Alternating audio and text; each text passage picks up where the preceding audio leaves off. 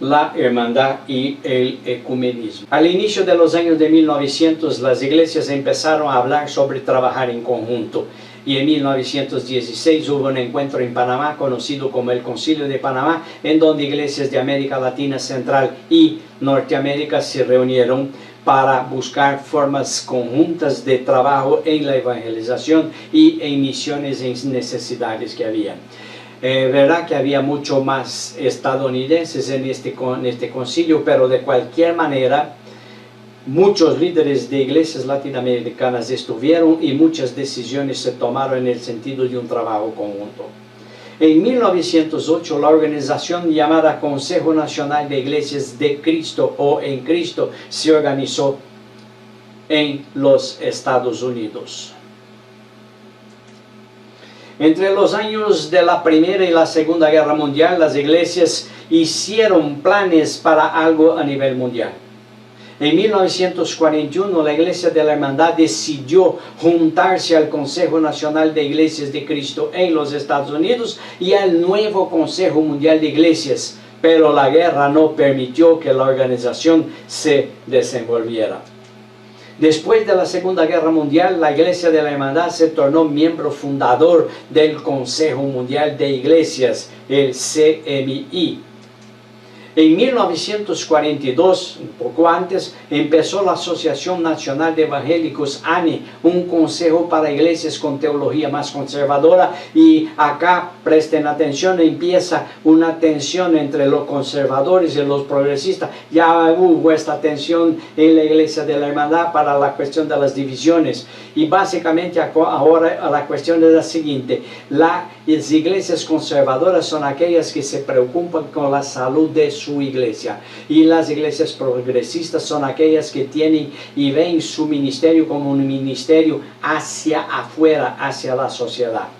La hermandad es miembro del Consejo Nacional de Iglesias de Cristo en los Estados Unidos y del Consejo Mundial de Iglesias, y manda observadores a las reuniones de ANE.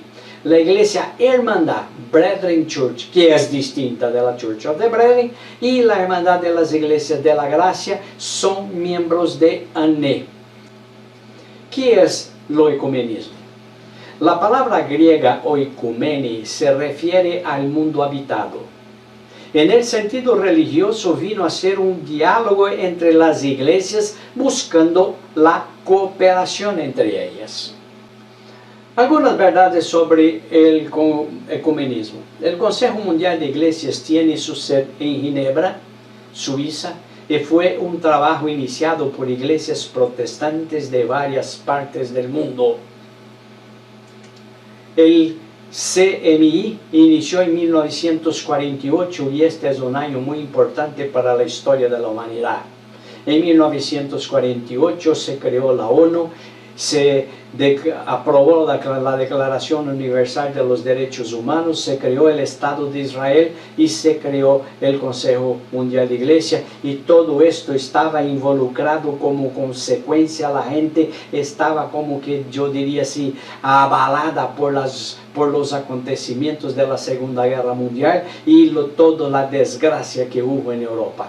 Y hubo varios movimientos anteriores de diálogo, pero que no fueron llevados a cabo por circunstancias históricas, y es solo en 1948 es que esto se concretiza.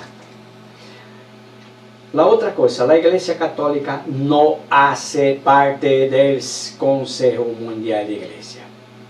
La Iglesia Católica nunca ha sido miembro del Consejo Mundial de Iglesia. No ha tomado la iniciativa, y ella sí ha sido invitada como ser observadora en muchos eventos, y yo mismo estuve en alguno de ellos en que la Iglesia Católica estuvo como invitada. Podían hablar, pero no podían votar. Esto es lo que ella participa como observadora, de la misma manera como la Iglesia Católica ha invitado pastores y líderes evangélicos para serem observadores en sus concilios, y así fue en el concilio de Puebla, en el concilio de Medellín y en otros varios concilios que la Iglesia hizo. Ninguna iglesia ha cambiado su doctrina. Esta es una cosa que tengo que decírselo. No conozco y nunca he oído de una iglesia miembro del movimiento ecuménico y que tuvo que cambiar su doctrina porque ahora estaba metida en el movimiento ecuménico. No, esto no ocurre. Algunas iglesias se han fusionado a raíz del ecumenismo.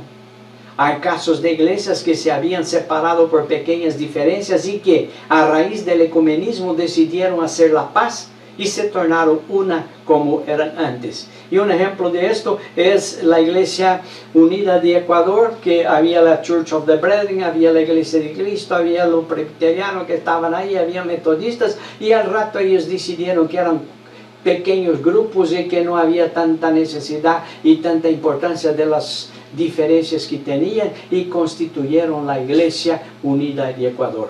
Hay casos de iglesias que se fusionaron a raíz de este diálogo ecuménico y yo creo que una de ellas es la Iglesia Metodista de los Estados Unidos. ¿Quiénes participan? Son 342 iglesias nacionales las que son miembros, incluyendo luteranos, presbiterianos, metodistas, bautistas, pentecostales, ortodoxos e iglesias independientes.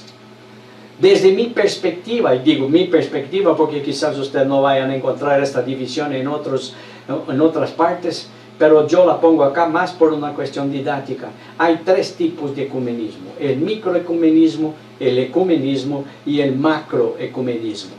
El microecumenismo también es llamado de diálogo interdenominacional y es hecho en pequeña escala sin ninguna participación católica. En ámbito continental suramericano, quien hace este tipo de trabajo es CONEL, Consejo Evangélico Latinoamericano. Son iglesias cristianas que aceptan los cuatro primeros concilios de la iglesia, hacen parte. Y los cuatro primeros concilios de la iglesia aceptan la humanidad perfecta de Jesucristo, la divinidad perfecta de Jesucristo, la unión hipostática, que es que Jesucristo es al mismo tiempo divino y humano y no se puede separar una cosa de la otra, y aceptan también la Trinidad. El ecumenismo. El ecumenismo es un diálogo mundial entre las iglesias cristianas que aceptan las doctrinas básicas que acabé de decir: divinidad, humanidad de Jesucristo, Trinidad, pero con cierta flexibilidad, y esta es la razón por la cual los ortodoxos están participando. Ellos no niegan esta cosa, no niegan la humanidad y la divinidad de Jesucristo ni la Trinidad, pero hay un entendimiento sobre una cuestión semántica en el griego de homoiousios y homousios, no me acuerdo, no sé bien qué, nunca entendí la diferencia, y que los otros dijeron: no, esto no es importante, pueden hacer parte. Pero, ¿por qué que los mormones, los testigos de Yahvé, y por qué los adventistas del séptimo día no están en el movimiento ecuménico? Porque no creen en la humanidad o en la divinidad de Jesucristo, no creen en la Trinidad, y estos no están en el movimiento ecuménico. ¿Cuáles son los niveles del ecuménico? El ecumenismo de cooperación, cuando hay una necesidad y se actúa en cooperación para ayudar y suplir esta necesidad. El ecumenismo de conocimiento, cuando las iglesias se dan a conocer cómo son, qué teología tienen y qué ministerios desarrollan. El ecumenismo de manifestación, cuando las iglesias en acuerdo se posicionan frente a una situación específica, sea política, social, económica o una tragedia. Yo mismo, mientras trabajé en el Consejo Latinoamericano de Iglesias, el CLAI, que es una organización ecuménica, yo he redactado cualquier cantidad de manifestaciones sobre la situación política en Ecuador, en Guatemala, sobre la posición de los Estados Unidos en cuanto a la cuestión del Panamá cuando lo invadió, sobre la situación en Perú, en Chile, en Argentina.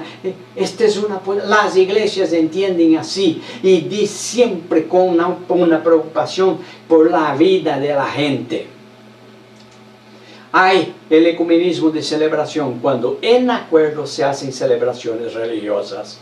Acá se puede ser un sepultamiento, se puede ser una ceremonia de graduación, un culto de graduación.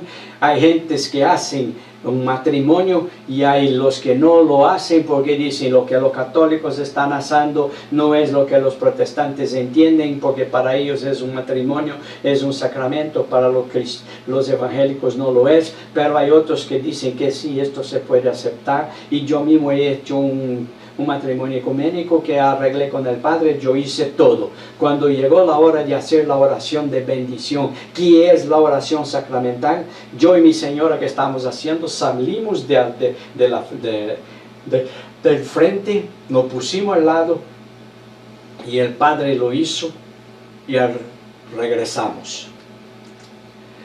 Hay el ecumenismo de unidad, cuando dos o más iglesias reconocen que sus diferencias son mínimas y que la unidad y el testimonio puede ser más grande y deciden hacer la fusión.